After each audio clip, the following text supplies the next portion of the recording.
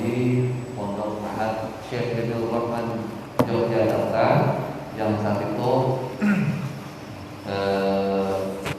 Ustaz Sabi, guru yang lain, Ustaz yang lain membantu Ustaz Haikal di Mahad Hidayatul Muslimin satu budaya. Jadi beliau mengajar di sana dan juga sekaligus jadi bagian pengasuhan santri ya, di Pondok Hidayatul Muslimin satu. Jadi alhamdulillah beliau ada datang ya, mewakili beliau di Kampung Tangerang Barat ya,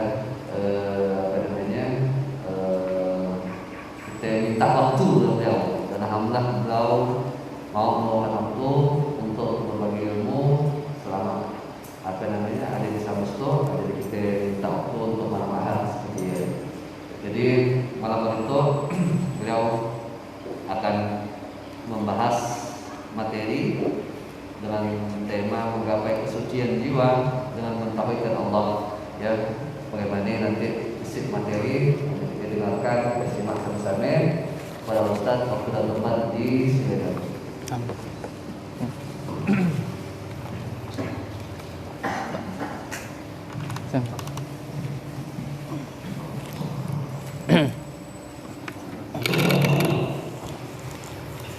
Bismillah, Assalamualaikum warahmatullahi wabarakatuh. Innal hamdalillah nahmaduhu wa nasta'inuhu wa nastaghfiruh wa na'udzu billahi min shururi anfusina wa min sayyiati a'malina. May yahdihillahu fala mudilla lahu wa may yudlil fala hadiya lahu. أشهد أن لا إله إلا الله وحده لا شريك له وأشهد أن محمدا عبده ورسوله لا نبي بعده. اللهم إنا نسألك علما نافعا ورزقا طيبا وعملا متقبلا. اللهم يا مقلب القلوب ثبت قلوبنا على دينك. اللهم يا مصرف القلوب sarif qulubana ala ta'atik. Ikhwani wa akhwati fillah, kaum muslimin dan muslimat jamaah rahimani rahimakumullah, dan juga kepada pemirsa yang mungkin sedang menyaksikan kajian kami pada kesempatan kali ini, dan juga kepada teman-teman muslim BKR Indonesia Chapter Singkawang yang mungkin sedang menyimak kajian kami via online. Barakallahu fikum. Tidak ada kata yang paling layak kecuali puja dan puji syukur selalu senantiasa kita peruntukkan kepada Allah Subhanahu wa taala, yang mana Allah telah memberikan limpahan begitu banyak kepada kita. Kalaulah seandainya kita hendak menghitung-hitung nikmat Allah, maka kita tidak akan sanggup untuk menghitungnya. Wa in ta'uddu ni'matallahi la tusuha. Jika kalian hendak menghitung nikmat Allah, maka kalian tidak akan sanggup untuk menghitungnya. Dan nikmat Allah begitu banyak jamaah rahimani rahimakumullah. Salah satu nikmat Allah yang paling besar dalam hidup kita adalah Allah berikan kepada kita nikmat iman dan Islam, yang mana sebagaimana telah kita ketahui bahwasanya agama yang hanya diridhoi di sisi Allah hanyalah agama Islam. Innad dina indallahil Islam. Sungguhnya agama yang hanya diridhoi di sisi Allah hanyalah agama Islam. Dan bahkan Allah tidak membiarkan kita begitu saja. Allah mengutus kepada kita seorang utusan, yakni Rasul. Dan bahkan Allah tidak sampai di situ saja memberikan nikmat kepada kita. Allah memberikan kepada kita nikmat hidayah, nikmat mengenal dakwah yang benar, dakwah yang berjalan di atasnya qala Allah wa qala Rasul, dan juga kalam para ulama salafus saleh. Subhanallah jamaah, ini adalah nikmat yang paling besar yang dalam hidup kita, yang mana tidaklah Allah memberikan nikmat ini kecuali kepada orang yang Allah kehendaki. Sebagaimana Allah sebutkan, dzalika fadlullahi yu'tihi man yasha.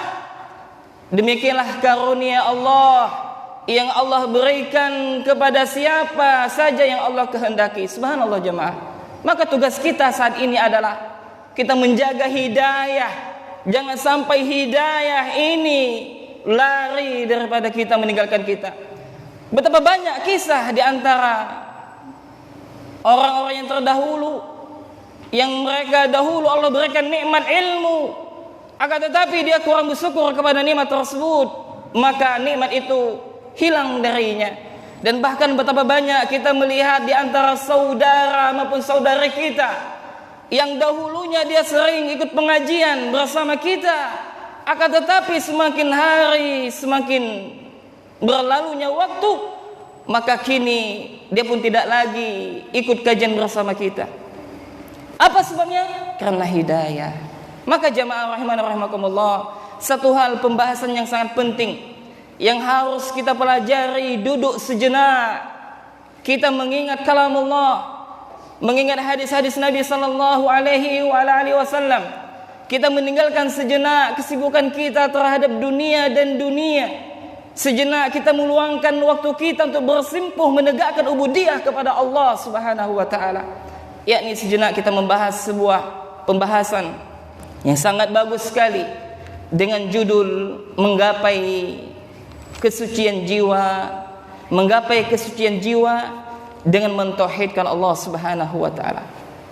Tema ini adalah kajian rutin kami dari Kutub Asyrul Qawaid fi Tazkiyatin Nafsi, yakni 10 kaedah dalam pensucian jiwa yang ditulis oleh Syekh Profesor Dr. Abdul Razak bin Abdul Muhsin Al-Badar hafizallahu taala. Dan ini adalah pertemuan yang kedua yang kami kaji setiap subuh di Mushola Ibadur Rahman, Jalan Dagang Barat. Dan ini adalah pertemuan yang kedua, dan materinya ini PDF-nya sudah kami share di grup Sambas Tauhid. Ya, dan juga sebagian ikhwan tadi subuh yang datang kami berikan. Ya, maka buka halaman, yakni halaman 9. Jemaah rahiman rahimakumullah, sebelum kita memasuki pembahasan biar kita nyambung, di dalam mukadimah yakni Syekhuna Profesor Dr. Abdul Razak bin Abdul Muhsin Al-Badar hafizallahu taala, beliau menyebutkan kepada kita ikhwan bahwasanya pembahasan tentang masalah tazkiyatun nufus, pembahasan tentang pensucian jiwa itu sangatlah penting jamaah. Kenapa? Terkadang kita terluputkan dengan sesuatu yang ada dalam hati kita.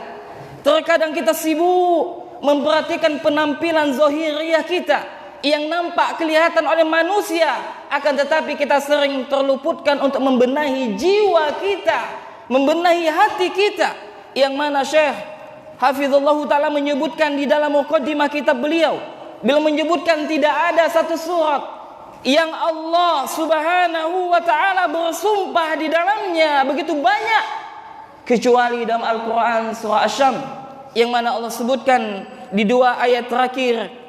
Buka halaman nomor 5. yakni Allah sebutkan qad aflaha man dzakkaha, dan sungguh beruntunglah orang yang mensucikan jiwanya, wa qad khaba man dassaha, dan sengsaralah atau merugilah orang yang mengotorinya. Maka di dalam halaman nomor 6, dan ini tadi subuh sudah selesai kita bahas pada muqaddimah beliau, ya kita mengulang sejenak murojaah, karena ilmu itu harus dimurojaah, diulang dan terus diulang biar kokoh ilmu tersebut. Maka Syekh menyebutkan kepada kita apa yang maksud dengan qad aflaha man zakkaha. Beliau menyebutkan adalah anna man sa'a fi tazkiyatin nafsi, yakni barang siapa yang dia berusaha untuk mensucikan jiwanya, wa islahiha, dan memperbaiki jiwanya, wa sumawwiha, dan juga berusaha menghiasi, bil istiksari, dengan memperbanyak, minat ta'ati wal khairat, yakni ketaatan dan juga kebaikan, wal ibtiadi an syururi wasayyiati, dan dia berusaha untuk menjauhi semua keburukan dan kejelekan. Apa kata Syekh hafizallahu taala? Tahaqqaqa falahu, maka sungguh dia adalah orang yang beruntung. Subhanallah jemaah. Penyakit hati ini bukan hanya dimiliki oleh orang awam, bahkan sekelas para ulama, kecuali mereka yang dirahmati oleh Allah, memiliki penyakit yang sakit, penyakit hati. Maka seyogyanya kita untuk mengetahui bagaimana kaedah-kaedah penting di dalam memahami mentazkiyatun nufus hati kita. Maka alangkah bagusnya apa yang dikatakan oleh Syekh bila menukilkan perkataan Al-Imam Ibnu Qayyim rahimahullah dalam kitabnya Al-Fawaid halaman nomor 6. Maka Syekh menyebutkan apa yang dikatakan oleh Imam Ibnu Qayyim rahimahullah bila mengatakan fan nufusy syarifah, jiwa yang mulia jamaah, jiwa yang mulia, la tarda minal asya'i illa bi'alaha. Jiwa yang mulia tidaklah ridho kecuali perbuatan yang mulia, perbuatan yang agung wa afdaliha, dan juga perbuatan yang paling utama. Jadi kalau jiwa kita mulia, maka kita akan melakukan perbuatan-perbuatan yang mulia. Kita akan melakukan ketaatan kepada Allah, dan kita tidak akan ridho terhadap kezaliman. Kita tidak akan ridho kepada perbuatan yang keji, dan juga kita tidak akan ridho kepada perbuatan khianat. Begitu juga sebaliknya. Maka jamaah rahimana rahimakumullah, maka Syekh mengawali kitabnya Al-Qaidatul Ula, kaidah yang pertama, buka halaman nomor 9. Ya, beliau menyebutkan apa yang harus kita perhatikan dalam mentazkiyatun nufus jiwa kita jamaah. Kenapa? Karena subhanallah, hati kita, ya kalau hati itu baik, maka yang akan keluar akan baik dari lisan kita dan juga perbuatan kita. Sebagaimana kalau seandainya sebuah teko diisi dengan air putih, maka yang keluar apa? Air putih. Kalau teko itu diisi dengan air teh, maka yang keluar apa? Air teh. Demikian juga hati. Apabila hati itu baik, maka yang akan keluar lisan kita adalah perkataan yang baik, perbuatan yang baik. Begitu juga sebaliknya, apabila hati kita rusak, apabila hati kita kotor, maka yang keluar juga ada lisan-lisan yang kotor, perbuatan yang kotor. Waliyadzubillah. Alangkah indahnya apa yang disebutkan oleh Nabi kita yang mulia Rasulullah sallallahu alaihi wasallam. Beliau menyebutkan, ketahuilah bahwasanya setiap jasad terdapat segumpal daging. Apabila idza salahat salahal jasadu kullu, wa idza fasada jasadu kullu, ala wahil qalb. Apabila hati itu baik, maka baiklah seluruhnya. Apabila hati itu buruk, maka buruklah seluruhnya. Dan dia itu adalah hati, kata Nabi sallallahu alaihi wasallam. Lantas bagaimana cara kita mentazkiyatun nufus kita? Apakah kita memperbaiki hati kita dengan jalan orang yang mereka berlebihan di dalam masalah tazkiyatun nufus, ataukah sebaliknya yang mereka tidak memperhatikan sama sekali masalah hati mereka? Mereka rajin sholat, rajin berpuasa, bahkan mereka rajin bersedekah. Akan tetapi ikhwan, jamaah rahimana rahimakumullah, terluput dari mereka adalah terdapat kedengkian di dalam hati tersebut, terdapat tidak mencintai saudara sama muslim, ya, dan sebagainya. Maka hati yang seperti ini adalah hati yang tidak selamat, dan barang siapa yang memiliki hati yang tidak selamat, maka dia tidak akan mendapatkan kebahagiaan di dunia dan di akhirat. Begitu juga sebaliknya, barang siapa yang memiliki hati yang salim, qalbun salim, maka dia akan selamat di dunia dan di akhirat. Maka jamaah rahimana rahimakumullah, maka salah satu langkah metode di dalam kaidah tazkiyatun nufus, Syekh menyebutkan yang pertama kali adalah at-tauhidu aslun ma tasku bihin nufusu. Yakni kaidah yang pertama adalah tauhid adalah asal di dalam mensucikan jiwa. Maksudnya apa jamaah? Ini maksudnya adalah ketika kita hendak menggapai kesucian jiwa kita, ketika kita hendak mencapai kebeningan hati kita, ya, maka hendaklah yang pertama kali kita lakukan adalah mentauhidkan Allah, menegakkan ubudiyah kepada Allah Subhanahu wa taala. Karena kata Syekh rahimahullahu taala, beliau hafizallahu taala, beliau mengatakan innat tauhida huwal ghayatu allati min ajliha. Sesungguhnya tauhid dia adalah tujuan yang dengannya Allah telah menjadikan kita. Khalaqanallahu azza wa jalla, dan bahkan Allah telah menciptakan kita. Wa aujadana, dan bahkan Allah membuat kita ada saat ini. Tujuannya adalah untuk mentauhidkan Allah Subhanahu wa taala, dan ini suatu hal yang sudah ma'ruf yang sudah kita ketahui. Lalu Syekh Hafizallahu Ta'ala menukilkan firman Allah dalam Al-Quran surah Az-Zariyat ayat 56 yang saya yakin kita semuanya sudah hafal.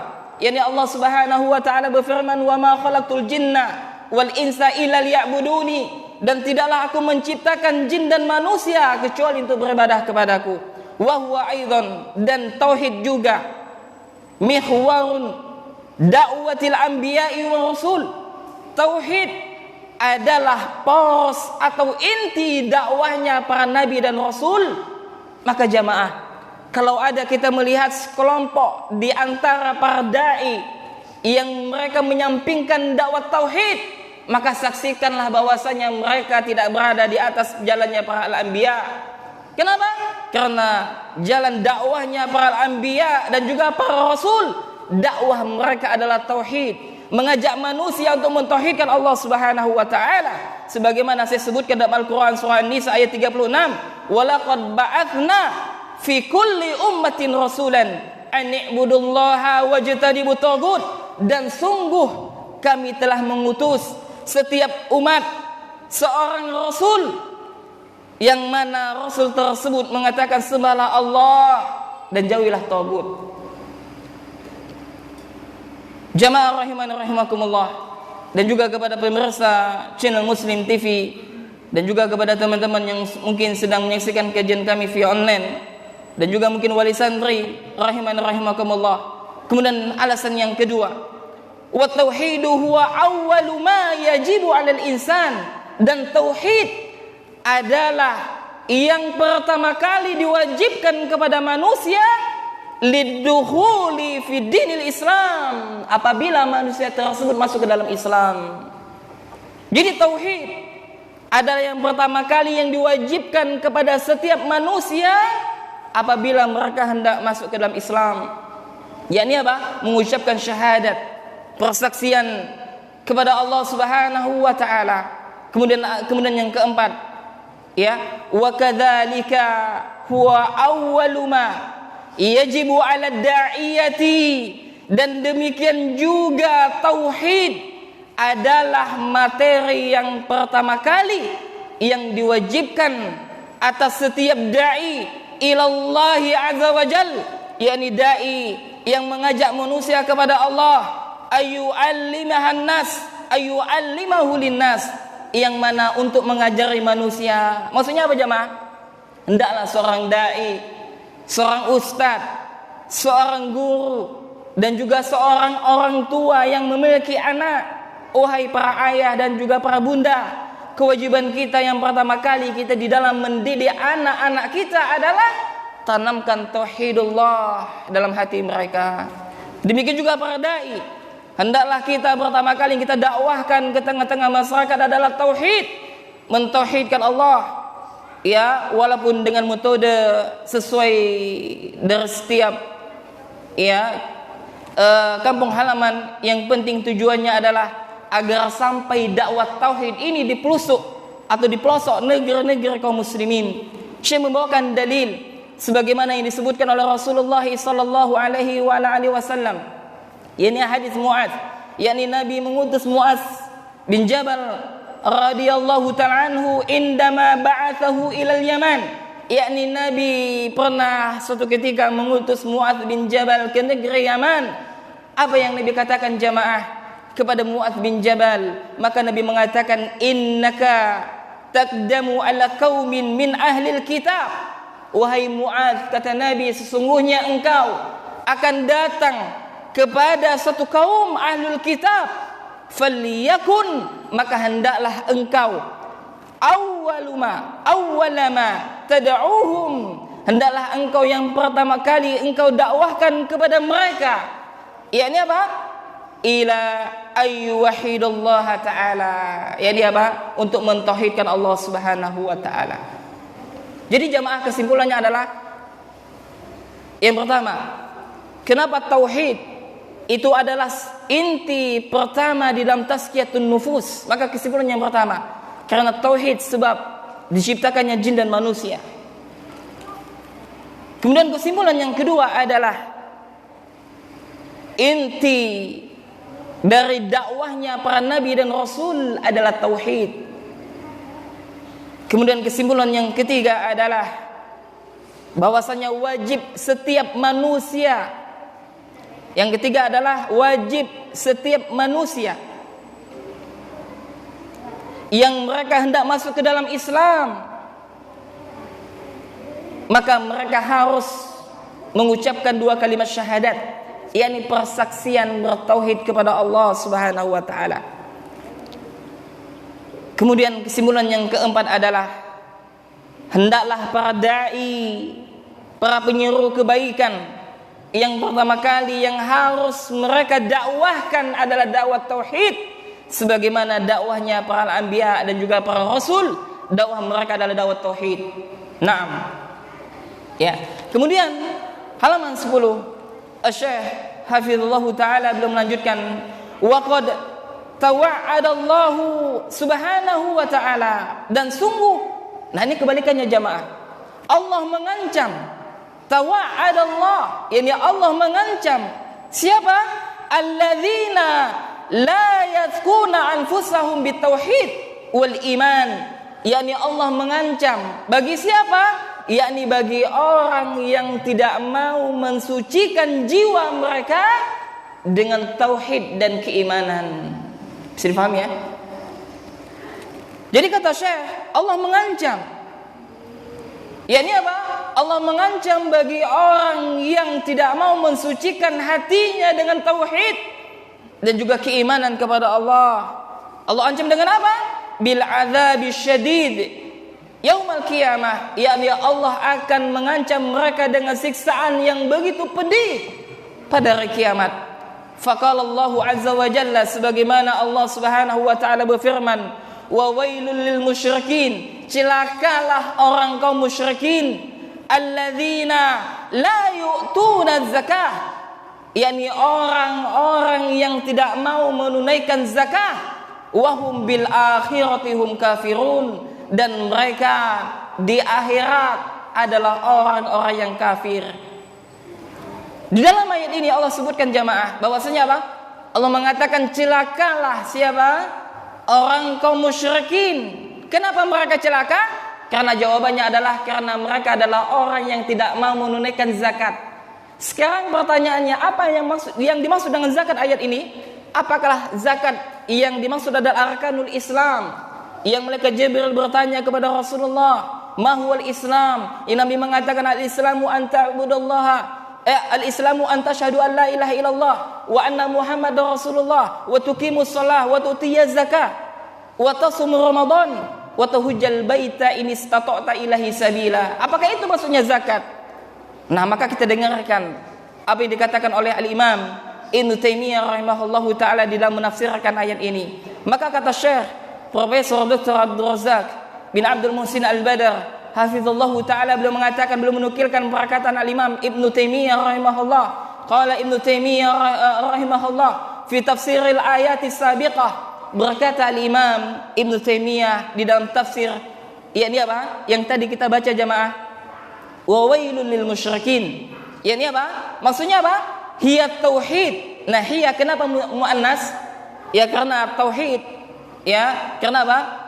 Karena musyrikin. Ya, jadi kembali kepada apa? Az-zakah maksudnya. Az-zakah itu adalah dihitung dengan muannas. Nah, sedikit kita belajar bahasa Arab ya, biar kena sedikit. Itu salah satu keutamaan kita mengkaji kitab para ulama, ya, mengkaji kitab atau mengkaji kitab para ulama. Nah, jadi maksudnya adalah hiyat tauhid. Nah, maksudnya adalah az-zakah di situ adalah tauhid. Kama qala Imam Ibnu Taimiyah rahimahullah, wal iman, dan juga tentang keimanan. Alladzi bihi yadhkul qalbu, yang dengannya hati akan menjadi suci, hati yang akan menjadi bersih, ya, jiwa yang akan bersih, ya. Fa innahu yatadammanu nafya ilahiyatin ma siwal haq, yang mana di dalam tersebut kata Al-Imam Ibnu Taimiyah rahimahullah, yakni tauhid jamaah, ya, terdapat apa? Ya tadammanu, yakni terdapat mengandung di dalamnya nafya ilahiyatin, yakni menafikan ilahiyah, menafikan Tuhan masiwal haq, yakni apa? Tuhan selain daripada Allah Subhanahu wa taala, minal qalbi, di dalam hati. Maka jamaah, pentingnya kita mempelajari tauhid dan terus diulang dan terus sampai kapan? Sampai kita mati. Ya. Jadi ini maksud di sini adalah tauhid dan keimanan yang mereka mensucikan hati mereka dengan tauhid, menafikan Tuhan selain daripada Allah dalam hatinya, wa itsbata ilahiyatul haq, dan menetapkan Tuhan yakni sesembahan hanya kepada Allah fil qalbi, di dalam hatinya, wa huwa haqiqatu la ilaha illallah, yang ini adalah hakikat daripada apa? Kalimat la ilaha illallah. Wa hadza aslun ma tazku bihil qulub, dan ini adalah pokok utama dalam mensucikan hati. Paham tak jemaah? Jadi pokok dalam mensucikan hati adalah apa? Mentauhidkan Allah. Ya, sebanyak apapun dia sedekah, sebanyak apapun dia berpuasa, sebanyak apapun dia salat qiyamul lail, kalau seandainya dia tidak menunaikan tentang arkanu la ilaha illallah, dia masih juga bertawasul kepada selain Allah, dia juga masih mempercayai tentang ilmu gaib, maka apa jemaah? Maka batal tauhidnya. Kemudian, nah setelah Syekh Profesor Dr. Abdul Razak bin Abdul Muhsin Al-Badar hafizallahu ta'ala, beliau menukilkan perkataan Al-Imam Ibn Taimiyah, maka beliau menukilkan perkataan muridnya, yakni siapa? Al-Imam Ibn Qayyim rahimahullah. Maka berkata Al-Imam Ibn Qayyim, qala aktsarul mufassirin minas salafi wa min ba'dihim, dan berkata kebanyakan ahlu tafsir dari kalangan salafus saleh, di antara mereka mengatakan apa? Az-zakah di situ apa? Hiya tauhid. yakni apa? Tauhid. Ya, syahadatu an la ilaha illallah, yakni persaksian, ya, bersaksi bahwasanya tidak ada ilah yang berhak diibadahi dengan benar kecuali Allah, wal iman alladzi bihi yaskul qalbu, dan juga keimanan yang dengannya hati akan menjadi suci, wa huwa aslun kulli zakatin wa namain, dan tauhid dan keimanan adalah pokok dari setiap kesucian, dan pembersihan hati. Subhanallah jamaah. Jadi sejatinya jamaah, kalau kita mempelajari kitab tauhid, maka secara tidak langsung apa? Kita telah mempelajari tazkiyatun nufus, membersihkan hati kita. Nah, sekarang kita muhasabah jamaah. Kalau kita sudah bertahun-tahun mempelajari tauhid, akan tetapi athar, pengaruh dari kehidupan kita mempelajari tauhid itu tidak ada, maka kita pertanyakan kemana ilmu kita selama ini. Jangan sampai kita tidak memiliki jangan sampai kita menjadi orang yang dicela oleh Allah, memiliki ilmu akan tetapi tidak mengamalkannya. Alangkah bagusnya apa dikatakan oleh Syekh Muhammad bin Shalih Al-Utsaimin rahimahullah di dalam kitabnya Syarah Salasatul Usul, beliau menyebutkan ketika menjelaskan tentang al-amalu bih, maka beliau mengatakan al-amalu fi haqiqati thamaratul ilm, maka amal pada hakikatnya adalah buah daripada ilmu tersebut. Naam. Kemudian jemaah rahimana rahimakumullah, lalu Syekh melanjutkan, wa kama anna tauhida huwa aslu ma tazku bihin nufusu wa tathur, maka kata Syekh, sebagaimana tauhid adalah pokok dalam mensucikan jiwa dan membersihkan jiwa. Apa maksudnya jemaah? Maksudnya adalah menjelaskan kepada kita sebagaimana tauhid. Tauhid itu apa tadi? Adalah asal di dalam mensucikan jiwa dan membersihkan jiwa. Maka juga sebaliknya, fa inna syirka huwa ashaddu ma yunaddisun nufusa wa yaftiku biha, maka sesungguhnya syirik, kata Syekh Profesor Dr. Abdul Razak hafizallahu ta'ala, sesungguhnya kesyirikan adalah perkara yang paling mengotori hati, yang paling merusak hati, yang paling merusak jiwa manusia. Bal huwa muhbitun li jami'il a'mal, bahkan kesyirikan jamaah akan bisa membatalkan seluruh amal. Kama qala ta'ala, sebagaimana firman Allah Subhanahu wa taala dalam Al-Qur'an surah Az-Zumar ayat 56, "Walaqad uhiya ilaika," dan sungguh kami telah mewahyukan kepada engkau Muhammad, "wa ilal ladzina min qablika," dan juga kepada orang-orang sebelummu, "la in asyrakta la yahbatanna amaluka," apabila engkau menyekutukan Allah maka batallah amalmu, wala takunanna minal khasirin, dan engkau termasuk orang yang merugi. Subhanallah jamaah. Rasulullah kalau seandainya dia menyekutukan Allah maka batal amalnya. Lantas bagaimana dengan kita? Maka jamaah, kita jangan merasa bahwasanya kita selamat dari perbuatan syirik. Kita jangan merasa kalau kita ini bisa selamat dari perbuatan syirik. Maka hendaklah kita senantiasa terus berusaha mensucikan hati kita dengan mentauhidkan Allah Subhanahu wa taala. Sudah masuk ini?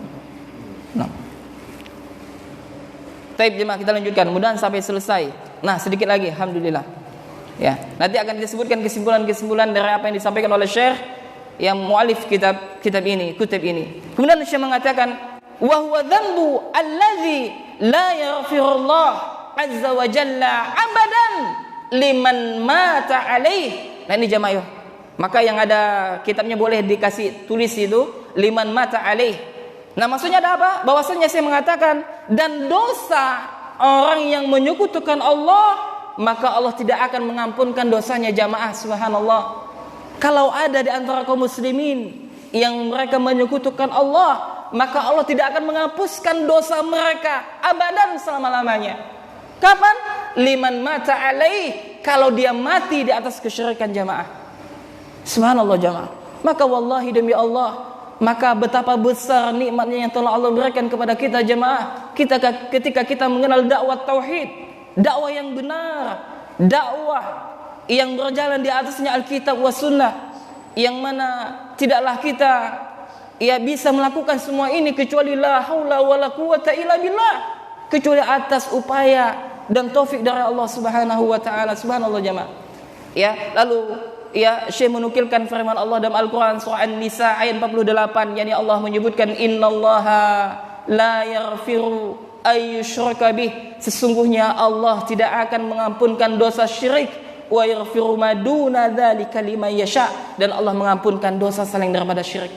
Maka jemaah, PR kita adalah kita dakwahkan keluarga kita yang mereka masih belum paham tentang tauhid. Tugas kita jangan sampai mereka wafat di atas kesyirikan. Dan alangkah bagusnya apa yang dikatakan oleh Rasulullah.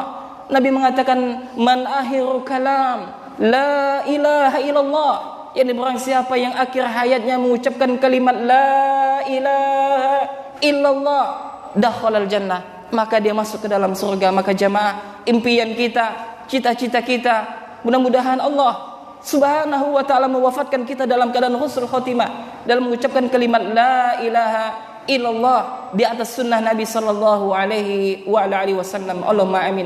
Kemudian jemaah, tidak hanya sampai di situ. Tidak hanya sampai Allah tidak mengampunkan dosa syirik, bahkan Allah mengharamkan bagi pelaku kesyirikan terhadap surganya Allah.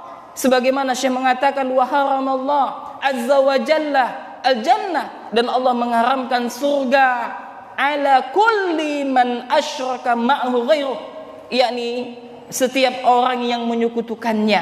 Kama qala ta'ala, innahu may yusyrik billahi faqad haramallahu alaihi al-jannah wa ma'wahu an-nar wa ma lizalimina min ansar. Sesungguhnya kata Allah, orang yang menyekutukan Allah dengan sesungguhnya orang yang menyekutukan Allah, maka Allah haramkan surga baginya. Subhanallah jemaah. Kalau sudah Allah haramkan surga, maka tempatnya di neraka, waliyadzubillah. Wa ma'wahun nar, dan bahkan Allah memasukkan dia ke dalam neraka. Wa ma lizalimina min ansar, dan orang yang zalim tidak ada penolong bagi mereka. Subhanallah. Kemudian jemaah rahimani rahimakumullah, lalu Syekh mengatakan, fa idza haqqal 'abdu tauhida hasalat lahu zakatul kamilah, maka apabila seorang hamba dia merealisasikan tauhidnya, maka sungguh dia telah mensucikan jiwanya dengan sempurna. Wa hasalat lahul hidayatu wal amnu tamani fid dunya wal akhirah. Subhanallah jemaah. Dan dia telah mendapatkan petunjuk dan juga keamanan di dunia dan di akhirat. Yakni barang siapa yang dia merealisasikan tauhidnya, mengamalkan tauhid, tidaklah dia beribadah kecuali hanya kepada Allah, dan dia merealisasikan tauhidnya di setiap kehidupannya, maka dia akan mendapatkan petunjuk dan juga mendapatkan keamanan. Sebagaimana firman Allah dalam Al-Quran surah Al-An'am ayat 82, alladzina amanu wa lam yalbisu imanahum bidzulmin. Dan orang yang beriman yang tidak mencampur adukkan keimanan mereka dengan kezaliman, ulaika lahumul amnu wa hum muhtadun. Maka mereka itu, kata Allah, mereka akan mendapatkan keamanan. Ya, mereka akan mendapatkan keamanan dan juga akan mendapatkan petunjuk. Subhanallah jemaah. Maka jemaah rahimana rahimakumullah, kita ini sangat butuh kepada petunjuk. Kita sangat butuh kepada hidayah dari Allah Subhanahu wa taala. Maka alangkah bagusnya apa yang dikatakan oleh ibunda kita tercinta Aisyah radhiyallahu taala, bahwasanya Rasulullah sallallahu alaihi wasallam, Nabi di setiap doanya tidak pernah melupakan satu doa setiap salat subuh sebelum beliau zikir pagi dan petang. Ya, sebelum zikir pagi, yakni Nabi senantiasa berdoa, Allahumma ya muqallibal qulub tsabbit qalbi ala dinik. Wahai zat yang membolak-balikkan hati, tetapkanlah hatiku di atas agamamu. Subhanallah jemaah. Maka kita amalkan doa ini. Kemudian kata Syekh rahimahullahu taala, ya, maka beliau mengatakan, famata akhlasul abdi zulla lillahi, maka ya kapanpun seorang hamba ini mengikhlaskan peribadatan hanya kepada Allah dan dia merendahkan dirinya kepada Allah, wal mahabbata lahu, dan mencintai Allah Subhanahu wa taala, khalasat a'maluhu wa sahat, ya maka akan baiklah amalnya, ya akan benarlah amalnya, wa zakat nafsahu wa taubat, ya, dan jiwanya akan menjadi jiwa yang bersih dan jiwa yang baik. Jadi barang siapa yang mereka merealisasikan tauhid di dalam kehidupannya, mereka mempelajari tauhid, ya, dan mereka berusaha untuk senantiasa mentauhidkan Allah, dan tidaklah dia meminta kecuali hanya kepada Allah, dan tidaklah dia meminta pertolongan hanya kepada Allah, dan tidaklah dia mengadukan kesusahan dia kecuali hanya kepada Allah Subhanahu wa taala, maka orang yang seperti ini, maka sungguh kata Syekh, dia setelah mentazkiyatun nufus, telah mensucikan hatinya dengan sempurna, dengan baik. Wa mata adkhala 'alaiha mashubuha min syawaib syirki.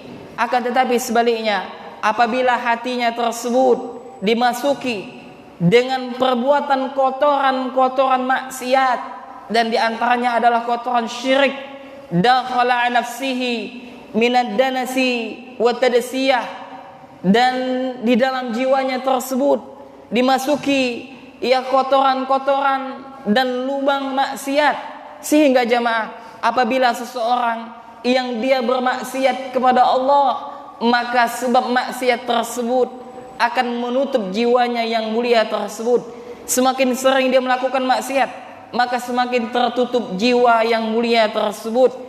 Menjadilah jiwa yang penuh dengan kehinaan, menjadilah jiwa yang tidaklah menginginkan kecuali kehinaan, tidaklah yang dia inginkan kecuali kerendahan.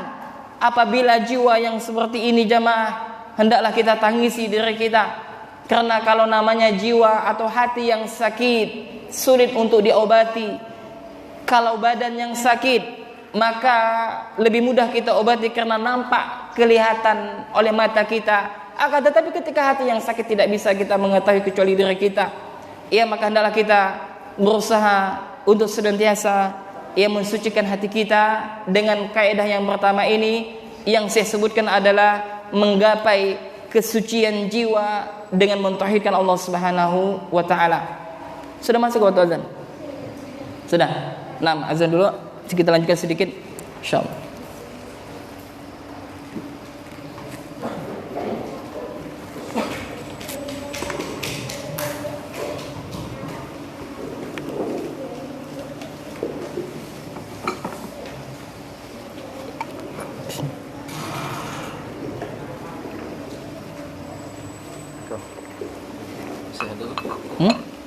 Apa? Oh, udah habis dah. Tengok dan saya kasih antum ya. Dah. Dia nak kan ke? Apa? Dia beli kan? Oh enggak, terima kasih yang ada. Nanti subuh masih. Subuh nanti ada. Lanjut sedikit.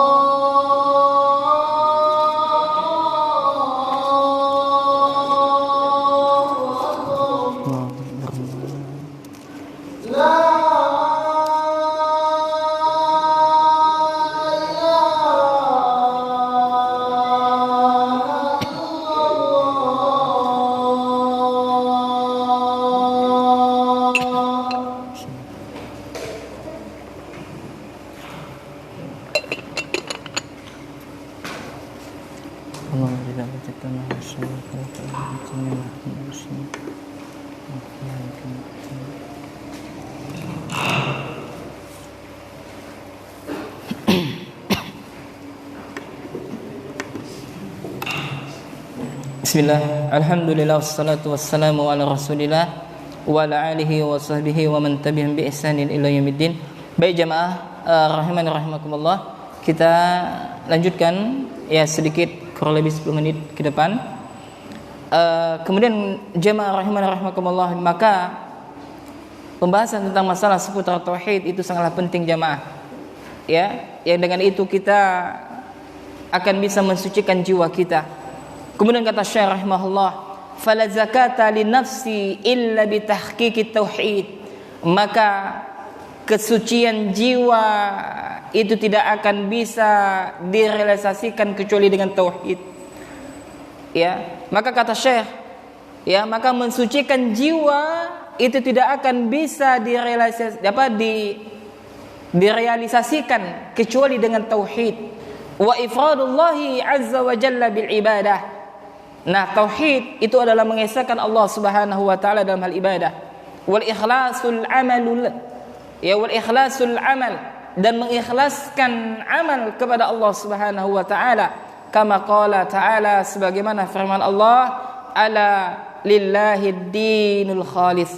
Ketahuilah bahwasanya agama itu hanya milik Allah, maka hendaklah kita mengikhlaskan agama tersebut hanya untuk Allah Subhanahu wa taala. Kemudian Syekh menutup kitabnya beliau mengatakan, wala zakati li nafsi illa bitahlissiha, ya, dan mensucikan jiwa itu tidak akan bisa kecuali kita membersihkan kotoran-kotoran hati tersebut dari apa? Minasyirki, yakni dari perbuatan syirik, bijami anwa'ihi, dan dari macam-macamnya, wa tahlisiha min kulli ma yunaqid tauhid, dan jiwa kita jamaah tidak akan bisa suci kecuali kita membersihkan segala sesuatu yang lawan daripada tauhid, wa yud'ifuhu, ya, dan yang memalingkannya.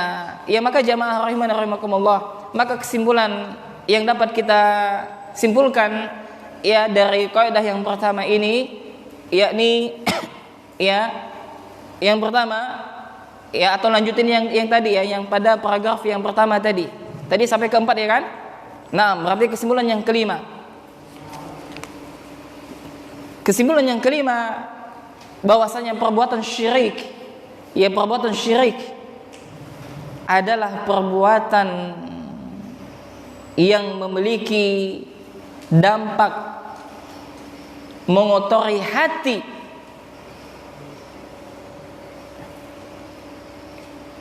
dan perbuatan syirik dosanya tidak akan diampuni oleh Allah Subhanahu wa taala. Dosanya tidak akan diampuni oleh Allah Subhanahu wa taala, dan pelakunya diancam dengan dimasukkan ke dalam neraka, waliyadzubillah. Kemudian kesimpulan yang keenam,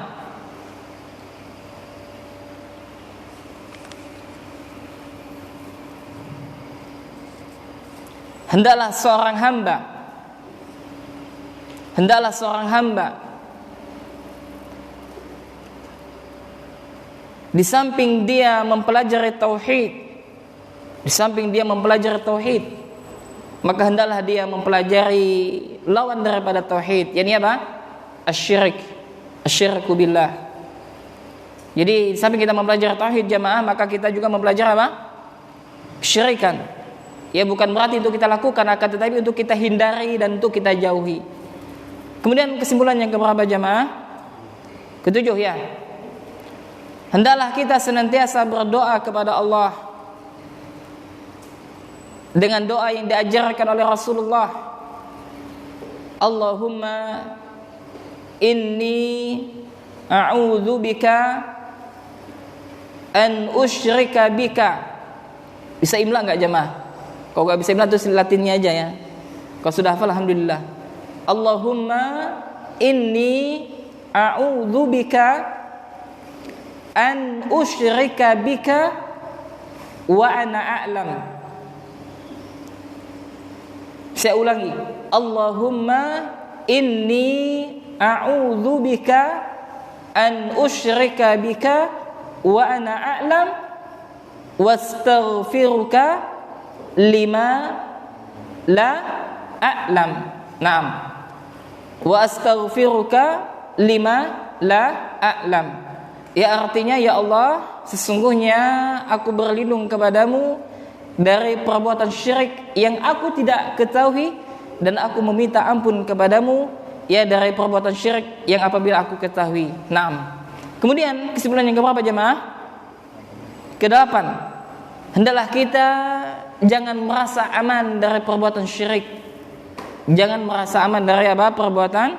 Perbuatan syirik. Kemudian kesimpulan berapa jemaah?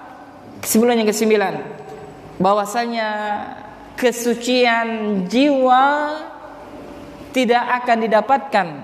Kesucian jiwa tidak akan didapatkan kecuali dengan mentauhidkan Allah Subhanahu wa taala. Naam jemaah.